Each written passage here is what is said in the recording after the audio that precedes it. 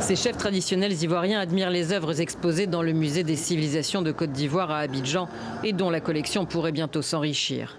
Grâce à ce document, qui préconise la restitution des œuvres d'arts africaines conservées dans les musées français et qui interroge les conditions de leur acquisition. Un rapport à la demande d'Emmanuel Macron après cette déclaration faite il y a un an, presque jour pour jour, à Ouagadougou, face à des centaines d'étudiants. Je veux que d'ici 5 ans, les conditions soient réunies pour des restitutions temporaires ou définitives du patrimoine africain en Afrique.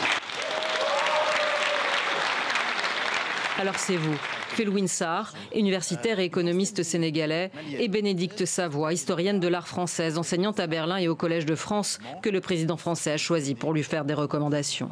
Les pays africains ont longtemps demandé la restitution, notamment le Bénin, que la France a toujours refusé jusqu'à cette fois-ci. Donc elle accepte de faire un pas dans ce sens. On s'est lancé dans ce projet avec la confiance et le sentiment qu'il y avait une réelle volonté politique. Voyages en Afrique, groupe de réflexion critique, travail méticuleux d'inventaire au musée du Quai Branly à Paris notamment. Dans votre rapport de 240 pages, vous rappelez l'histoire de ce que vous appelez les captations patrimoniales pendant la colonisation, avant et même après. Vous expliquez ce que restituer veut dire et implique. Clarifier la notion de restitution temporaire qui ne doit être qu'une étape, décrivez comment la France s'est attribué ses œuvres et établissez une chronologie des retours et leur encadrement juridique et financier. Vendredi soir, juste après la remise de votre rapport, la présidence française a annoncé qu'elle allait restituer sans tarder 26 œuvres réclamées par les autorités béninoises. Un rapport qui a déjà fait couler beaucoup d'encre et qui pourrait être à l'origine d'une onde de choc en Europe.